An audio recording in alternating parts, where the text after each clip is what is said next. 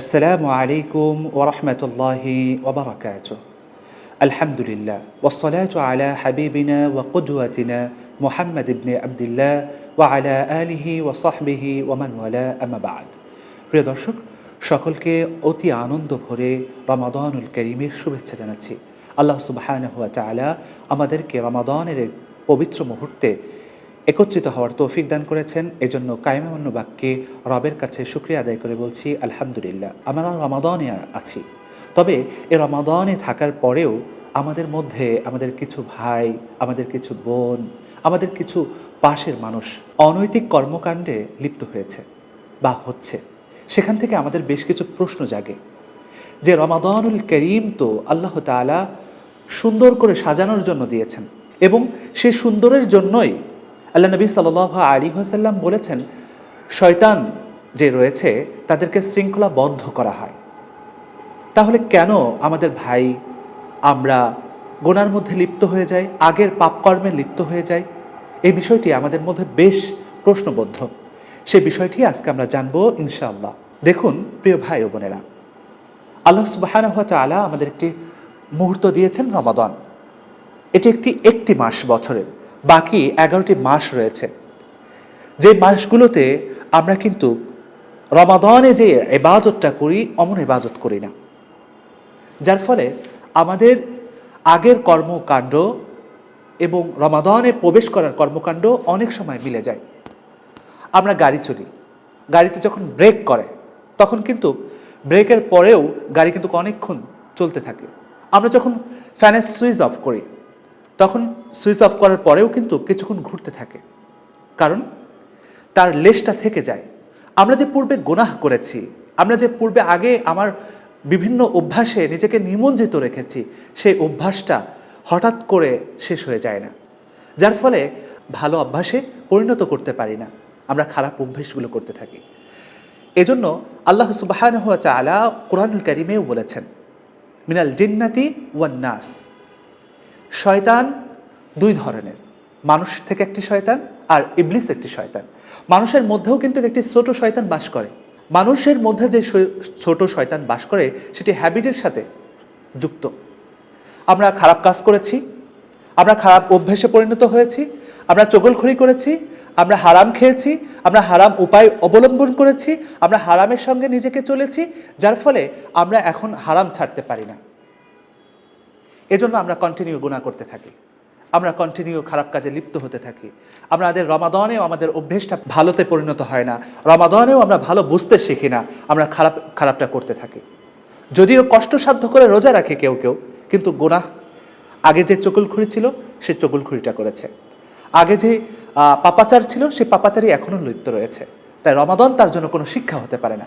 তো রমাদানে যদি পবিত্রতাই নিয়ে আসতে হয় আমাদেরকে, তাহলে আমাদেরকে রাসূলুল্লাহ সাল্লাল্লাহু আলাইহি ওয়াসাল্লামের হাদিসের দিকে লক্ষ্য রাখতে হবে, তার লাইফস্টাইল, তার বায়োগ্রাফির দিকে আমাদেরকে লক্ষ্য রাখতে হবে। আমরা যদি সেই বিষয়ের দিকে লক্ষ্য রাখি, সেটা আমরা দেখতে পাই যে আয়েশা রাদিয়াল্লাহু তাআলা আনহা, যিনি রমাদান আসার আগে শাবান মাসে রোজা রাখতেন, মাসের পুরো ভাগটাই রোজা রাখতেন তিনি, যাতে করে তিনি রমাদানে প্রবেশ করে রোজামুখী হয়ে যেতে পারেন, পুরো রমজান যেন সুন্দরভাবে রোজা রাখতে পারেন। এবং নবী করিম সাল্লাল্লাহু আলাইহি ওয়াসাল্লামের হাদিসও আমাদেরকে এই বার্তাই দিচ্ছে যে রমাদানে যদি আমি ভালো করতে চাই, আমার ইবাদতকে যদি আমি শৃঙ্খলাবদ্ধ করতে চাই, আমি ভালোই নিজেকে রূপান্তরিত করতে চাই, তাহলে অবশ্যই রমাদানের আগে থেকে আমাকে প্র্যাকটিস নিয়ে আসতে হবে, রমাদানের আগে থেকে সেটাকে আমাকে পরিচর্যায় নিয়ে আসতে হবে।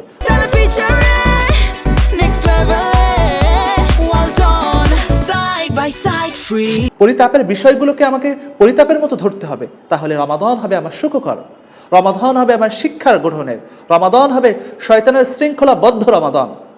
আমরা জানি নবী করিম সাল্লাল্লাহু আলাইহি ওয়াসাল্লাম বলেছেন শৃঙ্খলাবদ্ধ, কিন্তু আমরা প্রশ্ন রাখছি, কারণ এই প্রশ্নের উত্তর আমি আর আপনি, কারণ আমার তো প্র্যাকটিস নেই। যার ফলে আমি যেমন আগেও রমাদানের বাইরে যেভাবে লাইফস্টাইল ছিল এখনও রয়েছে, আগেও আমি রমাদানের বাইরে গেমিং করতাম, সোশ্যাল মিডিয়ায় আড্ডা দিতাম, চ্যাটিং করতাম, বিভিন্ন গল্প গুজবে লিপ্ত থাকতাম, এখনও আমার রমাদানের সময়টি এসেও একই বিষয়ই ঘটছে। শুধু হয়তোবা তখন খাবার গ্রহণ করা হতো, এখন খাবার গ্রহণ করা হচ্ছে না। হয়তোবা তখন বলা হতো না আমি রোজাদার, এখন বলা হচ্ছে না। রমাদান অনেক সময় আগেও আমরা দেখা যেত ঠিকমতো নাস্তা করতাম না, লাঞ্চ করতাম না, ডিনার করতাম না, এখনও সেটা হচ্ছে, শুধু সেই সময়টা বেড়ে চলেছে বা একটা নিয়মের পর্যায়ে এসেছে। তাছাড়া এই নিয়ম ছাড়া আর কোনো কিছুই হচ্ছে না, খাওয়া থেকে বিরত ছাড়া আর কোনো কিছুই হচ্ছে না। হয়তোবা ইফতারিতে আমি অনেক করে খাচ্ছি, পরবর্তীতে আমার খাওয়ার প্রয়োজন হচ্ছে না। এই বিষয়গুলো আমাদের লক্ষণীয়। তা আমরা যারা প্রশ্ন রাখছি যে রমাদান তো বরকতের মাস, গুনাহমুক্তর মাস, ভালো আমলে নিবদ্ধ হওয়ার মাস, তাহলে কেন আমরা হচ্ছি না? কেন হচ্ছি না আমরা যদি একটু লক্ষ্য রাখি তাহলে এই বিষয়টি আরেকটু স্পষ্ট হয়।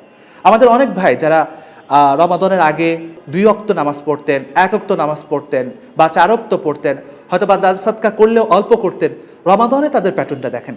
সে এখন রমাদানে 5 ওয়াক্ত নামাজ জামাতের সঙ্গে পড়ার চেষ্টা করছে। যে 10 টাকা দান করতেন সে এখন 100 টাকা দানের চেষ্টা করছে। যে 2 দিন মানুষের খোঁজখবর নিতেন, এখন সে প্রত্যেক দিন মানুষের খোঁজখবর নিচ্ছে। যে আগে নিজের খাবারের প্রতি নিমগ্ন ছিলেন, সে অন্যের খাবারের চিন্তা করছে, সে খেয়েছে কিনা, সে ইফতার করছে কিনা। তাহলে অবশ্যই রমাদান শৃঙ্খলার মাস, অবশ্যই রমাদান ইবাদতের মুখর মাস, অবশ্যই রমাদান শিক্ষা গ্রহণের মাস। তবে ওই সমস্ত ভাই এবং বোনদের জন্য এবং ওই সমস্ত মুসলিমদের জন্য যারা আগে থেকে প্র্যাকটিসটা করেছেন, স্বল্প করেছেন, রমাদান তাদেরকে এখন মহৎ উপঢৌকন দিচ্ছে, ইবাদতে প্র্যাকটিস করিয়ে দিচ্ছে। আগে 2 ওয়াক্ত নামাজ পড়তেন, তাহাজ্জুদ পড়তেন, এখন দীর্ঘক্ষণ কিয়ামুল লাইল করছেন, তাহাজ্জুদ পড়ছেন দীর্ঘক্ষণ সময় ধরে, এবং তারাবি পড়ছেন, নফল ইবাদত করছেন। এগুলো তাদের ফল। তাই আমরা এখানে প্রশ্নবদ্ধ না করে নিজেকে একটু প্রশ্নবদ্ধ করি যে আমার কেন হচ্ছে না। আল্লাহ তো শৃঙ্খলাবদ্ধ করে রেখেছেন শয়তানকে, তাহলে আমি কেন ইবাদত করতে পারছি না? ভাই, আমি ইবাদত করতে পারছি না, আমি প্র্যাকটিস করিনি। তাই আমরা সচেতন হই, সুস্থ চিন্তা করি, তাহলে আমরা আমাদের রমাদানকে সুন্দরভাবে গ্রহণ করতে পারবো, সুন্দরভাবে রমাদান কাটাতে পারবো।